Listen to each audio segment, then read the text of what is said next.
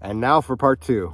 You were telling me that you and a couple friends had fallen. Would you mind just sharing your story with us? Because I know you and I walked. I didn't really ask you all the questions about exactly like what happened or anything. I was kind of just, just getting to know you for the first time. Now 6,248, and I'm with my next challenge taker. I want you guys to meet Lynn from #DabberDolls509. What made you want to come out and take on the challenge? I got into a really bad accident where it shattered my feet, and I was in a wheelchair for a long time, and it was very hard for me to walk. So I worked downtown Coeur d'Alene at Crickets and Kaiju for years, and you can go upstairs and get on their roof up there. And a couple of friends and I decided to go up there one night. We were downtown just hanging out, and this is, back, I was a heavy drinker. This was a very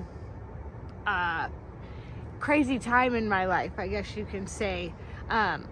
But we were up there, and one of my friends was like, hey, we should go sit up and look over and look, people watch.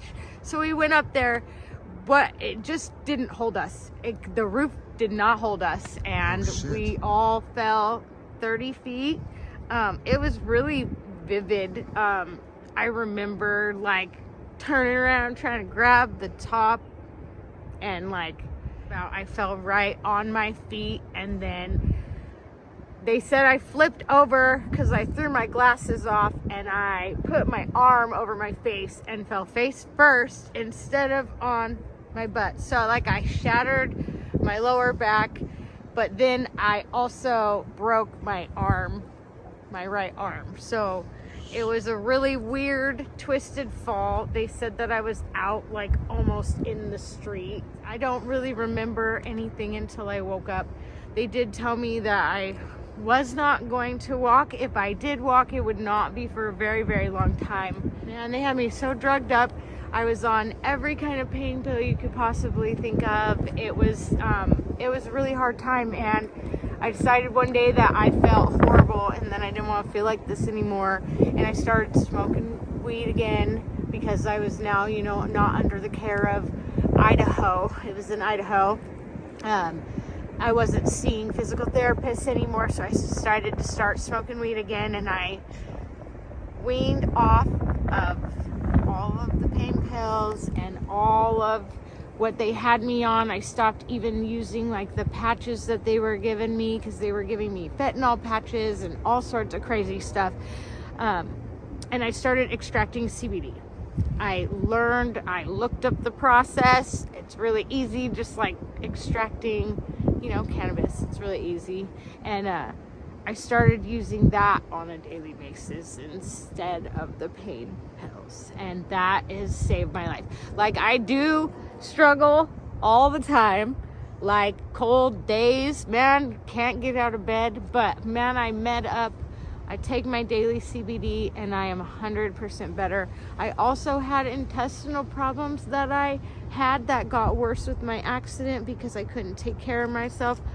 And those have even cleared up. My sicknesses have cleared up because of cannabis. It's so crazy to me that it can just do these crazy things and make you feel normal when you definitely shouldn't feel normal. Thankful I was given a gift to help me through all the metal in my body, and I walked within 6 months, but I wasn't supposed to. They told me not to, but I made myself walk. But I've been fine.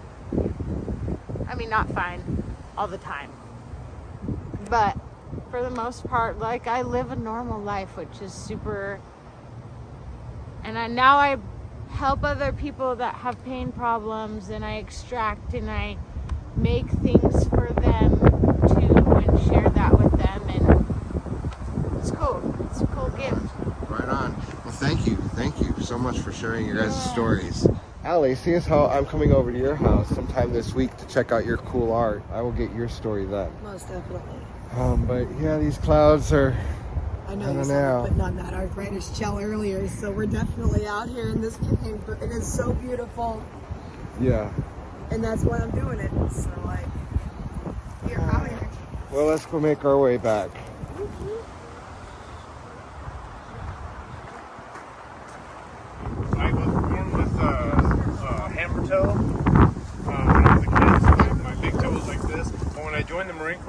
15 miles 3 times a week, and like every time I stepped, my toe would flatten out, and it started tearing all the skin and the flesh away from the tip of my toe.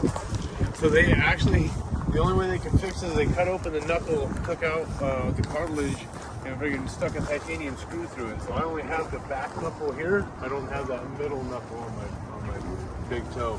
Oh, shit. So that makes it the 13th screw that I have in that right foot. Damn. Yeah. You guys ever like looked at my X-ray and knuckle? I mean, I have seen my X-ray and it made me like want to cry. Yeah, right. But I'm freaking here working. That's all I can ask for. You know what I mean? Keep this fucking work. There you go. Indeed.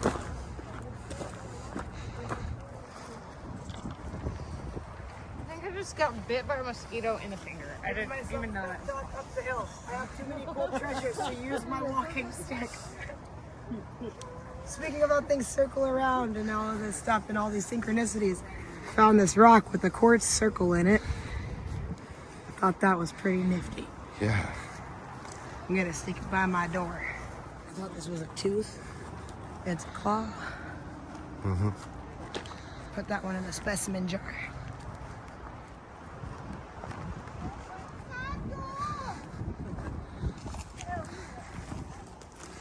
This is where we cut, and then you go inside and push it open with your pipe and say, "Come on in." It just opened up for us too. I'm telling you, magic.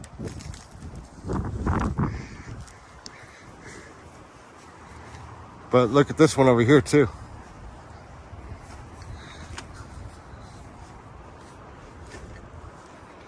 There's gotta be some cool nuggets in this shit. So you know what that looks like? Huh. Looks like a pot, like a plant. Oh my God. That's even better. I could put that in a Feed fucking me. Oddity Fairy Garden Feed me, crossover Emo. piece. Feed me. Feed me, Seymour. I fucking. Yeah. This is really cool too. Oh yeah, we're back at the magic spot. I hope someone finds that magic.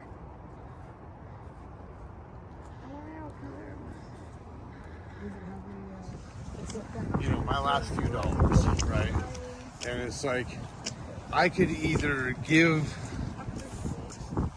this money to somebody that needs it more than I do right now, and just trust that I'm going to be taken care of when my needs need to be met. And every time that I gave up and did it, my needs have always been met. Right? It was just the way it all worked out. And it's like, you know, but you got to be willing to give up the control. It's a wheel of energy. You got to keep it spinning. But you know what? This is all fake.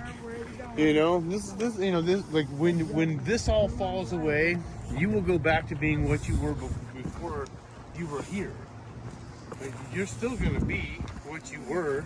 Right. You are what you are. Right. You are not this meat sack walking around. You know, you can either choose to play life or not, you know, but you will be and go back to being what you were before you came here.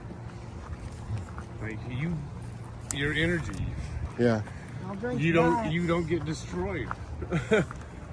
You know, there may be a transfer of energy, you know, and whatnot, but you know, there's more. There's more than this. This is all fake, you know. Yeah. But the interactions are real. Right. You know, the camaraderie and the compassion and the interactions that you get to have in life. It's, I don't know, maybe why we're here, so we can experience it. You know. Yeah. Who knows? Well, here we are back at the trailhead. I want to say thank you guys so much for coming out and taking the challenge. So that puts me now at mile 6,684 plus 180. Thanks to you guys coming out and adding on 3 more miles. So I want to ask you, so what did you guys think of the walk? It was awesome. It was beautiful. I'm glad I made it. Yeah, indeed. Thanks for inviting me. Definitely. Thank you guys so much for coming out. And yeah, hopefully I'll get this out there. You're with us next time. Yeah. Well, definite. We will do this again next time I come in back into Spokane. Perfect. We'll host another walk. This is Lynn from Dabber Dolls, and this is my friend David, and he's a drum master. Yeah, thank you very much. Definitely a drum master. And this is my friend Allie. A fire at will and Allie's secret stash. Hell yeah, hell yeah. So keep watching, and I'll keep showing you the magic. So I am back here with my friend Allie, and I wanted to say thank you so much for coming out on that walk. Well, thank you for taking me. So what made you want to come out on a walk with me? Your story resonated pretty hard with me. How long have you been smoking cannabis? About 15 Is years. there anything specific that you use it for? My fibromyalgia, I have Ehlers Danlos Syndrome, I have ADHD.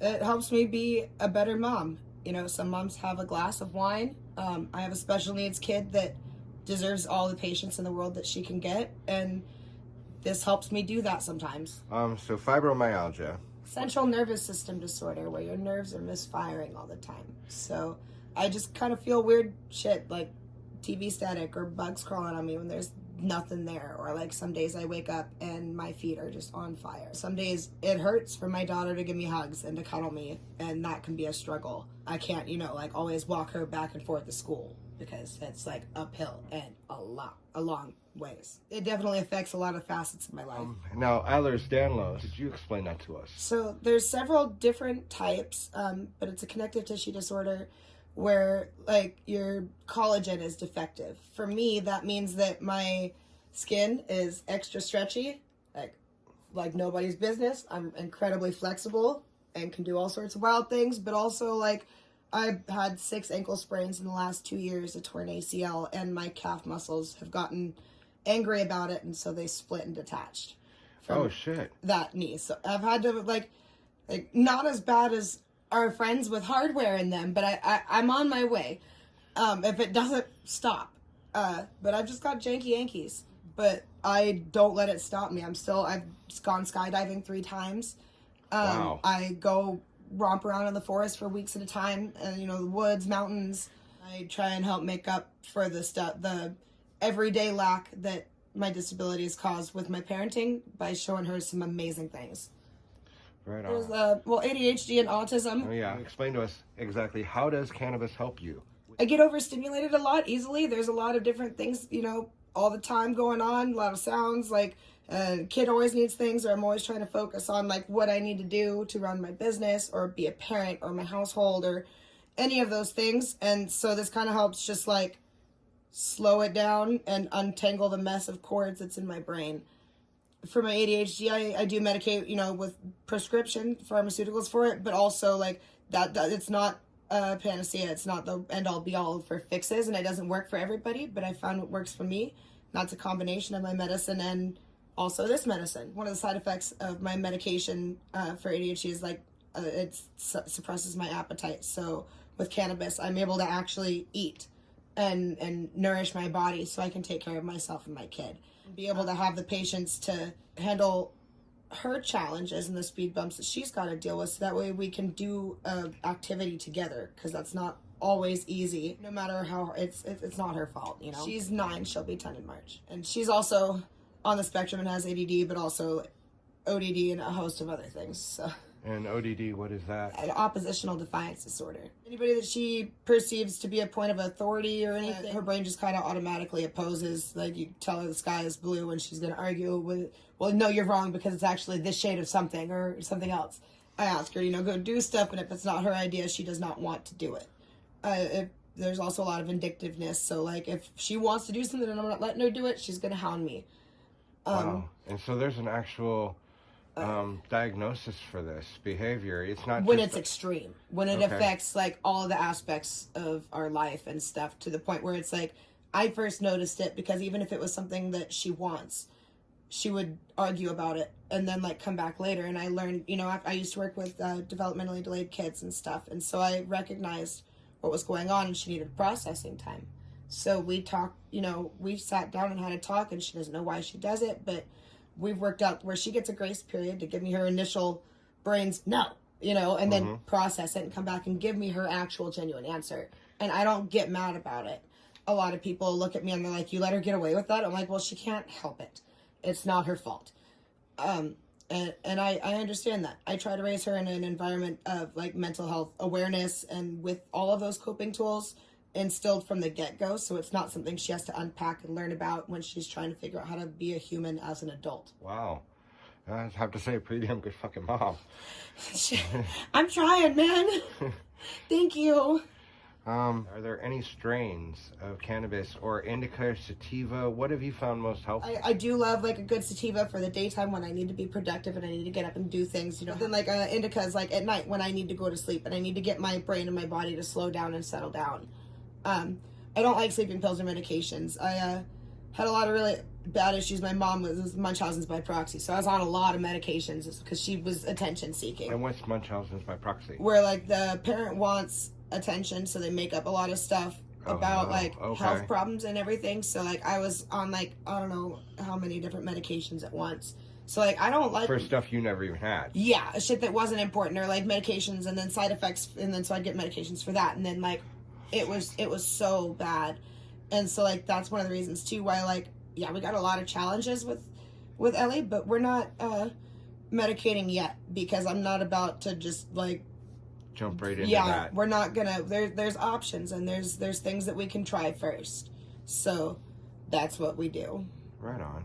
I've noticed with her, CBD helps a lot, and that's kind of controversial, but also I mean Charlotte's Web was bred specifically for a kid, so you know like it's just a matter of being able to consistently afford that because like I haven't been able to work a real job like on paper in like 3-4 years at this point, and I really couldn't with her even if I was physically able to. So right, because you got to be here like pretty much 24/7, and then except for when most she's of the in time school. But then when she's in school, you're taking care of the things that you can't take care of when she's around because you have to be focused on her. And then she has appointments between her and I. We have appointments at least every day of the week. Okay, wow. And so you're making things work. Are you on disability? Not yet. I've kind of always skirted that line of high functioning. I hate that term, but I'm good enough at fighting to fucking survive that they don't think things are bad enough yet. Right, because if you can doggy paddle and just keep your mouth above the surface, or at least pop up enough so that way you aren't like gonna die. Yeah, they'll leave you there. Yep. And that's really hard for me to see from so many people that I come across. We tried to reach out to CPS for some help with resources on something to do with her because even like the professionals that we're dealing with say that we need a bigger boat, and they forgot about us because they weren't concerned. Oh shit. You hear all the horror stories of these child snatchers. They were not bothered by me at all. And I looked at our case manager. I said, call him again. Do it again. I said, we never thought we'd hear that from a parent. Like, call CPS on you again? What? Well, obviously it didn't matter, so we need help. Wow. But until then, we're going to keep on keeping on. And I'm very blessed to have the great support system that I do. And to have the professionals in our lives that are able to come into our home to help with intensive support and stuff that also see it. So it helps validate all of that work, because it gets discouraging after a while to feel like I'm not actually making any progress, but there's people there that see and tell me that I am, and I know that I am too. It's just, it helps to hear it outwardly because it hits different than just saying it in our brains. Well, I'm not sure with my friends how you make ends meet. I've always been a creative person, so it's always kind of been a part of my life, but I'm also the kind of person that failed middle school art class. Wow. And now I make my living, I pay my bills entirely by selling my art. And I am so blessed. Fucking right on. Oh man, I need to take a hit after that. And I can say that now. I have a studio. I pull as much out of the waste stream as humanly possible, and I buy as little new as possible. Because then people ask, well, what's the difference? What does it matter? Everything's no trash, or like less than 5%'s ever been recycled. Well, like I can't do all the good the world needs, but the world needs all the good that I can do. So I've been collecting plastics, trash, things I find on walks, out on hikes for the last 7 years. Anything that might be small, eaten by an animal, picked up, even this frame that I built it on is found on the side of the road. Anything from broken keyboards, empty lighters. I've got another one that I'm starting, and I incorporate garbage into pretty much all of my art. Another favorite piece of mine is my broom. I made this out of 2 months worth of water bottles. Like most brooms and stuff, they just make all of these tiny little bits that just go everywhere. And they're too tightly packed, so they hold everything in, and you gotta clean it out. But this guy, all these little spindly bits get the dust bunnies out of the corner. You can just shake it out easily. And it's just 2 months worth of water bottles, a mustard bottle, and a really cool stick. This has lasted longer than any broom that I've ever owned. Since I've lived in this apartment for the last 2 years, I've gone through, I don't know, at least 5 like regular brooms from a store. But I built this when I moved in, and it travels with me to festivals and stuff. He's a trooper. I love it. It makes me very happy. And I love to blow people away with the things that they can do, things that they're just wasting. It's free real estate. I've got like 2 more that I'm almost done with. So how can people find you and find your art? Oh, goodness. So my business is Allie's Secret Stash. Currently, I don't have any social media. I haven't for the last 5 or 6 years. That's actually one of my points of like pride. That's the secret part of Allie's Secret Stash, is you have to find me. I'm getting large enough now that I will have social medias, but you can look me up, just Allie's Secret Stash. I have a Facebook page with like public albums of stuff that I have made for sale, available, or whatever else.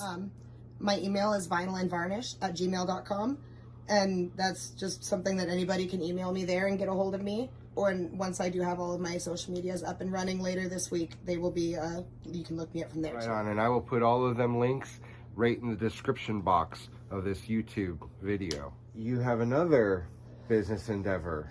That I do. I am a promoter and creative executive director for Fire at Will Productions, media in Spokane, Washington. We put on events, mostly drum and bass centered. And my job is to coordinate all of our vendors. That's the stash part of Allie's Secret Stash, is my stash of artists that I help promote. And I also get to decorate venues, stage all of that, create an atmosphere. I get to paint on people and help everybody have a good time. And then I also paint on stage next to our big headlining artists. I have a collection so far of 5 international headliners, paintings that I did for each one. Last thing that we're starting currently this year is Spoke, which is the Spokane Promoter Outreach and Community Engagement nonprofit. And so what we are doing is providing drink test strips to prevent any sort of like date rape or drugging at any of our events, at anybody else's events that want them. We hand them all out for free, and we're going to be also providing drug test kits, because while we're not encouraging it, you can't stop people from doing this stuff. So the least that we can do is make sure that people are having a good time and, provide some harm reduction in the process. Right. And so if you're ever out in Spokane and you're at an event and you would like to be safe, come find us. We'll get you set up. Right on. That is amazing. And I want to say thank you. Thank you so much for coming out on that walk with us. And thank you for inviting me into your home. Thank you for coming over and having sharing the smoke with me. sesh. Yes. Fuck yeah. Well, on that note, and as always, it's your hit. Don't make me smoke all this weed by myself. Come walk a mile with Seth. He'll show you some magic. Come out and walk 1 mile with me, and I will show you some magic. Where we cut, and then you go inside and push it open with your pipe and say, "Come on in." It just opened up for us too. I'm telling you, magic. Not exactly what I thought it was, and I'm excited because it was so beautiful. It was so amazing, and there were ducks, and they were majestic, and they were beautiful. It was awesome, and it was not what I expected, and I loved it. Much love, much peace, you all.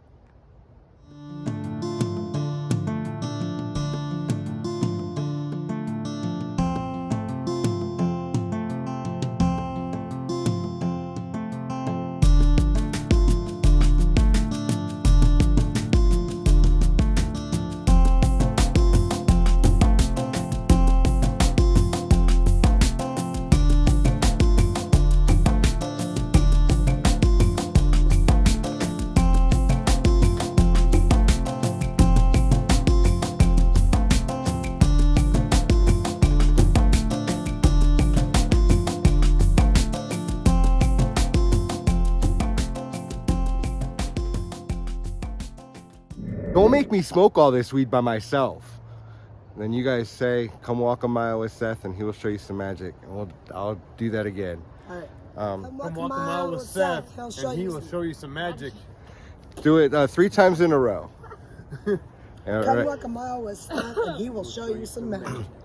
3, 2, 1. Come walk a Come mile on, with Seth. God damn it, we're fucking stars. All right. So I hit the weed. no worries. I'll take it from the top again, and then I'll That pause. was a good And blueprint. then, Come walk a mile with Seth. He'll show you some magic.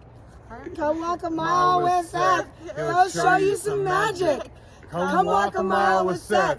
He'll show you some magic. yes, guys. Come out. Come. 3, 2, 1. Yes, guys. Come walk. What? No. 3, 2, 1. Okay, I'll wait till you turn back around. And one more time. 3, 2, 1. Much love, much peace, you all.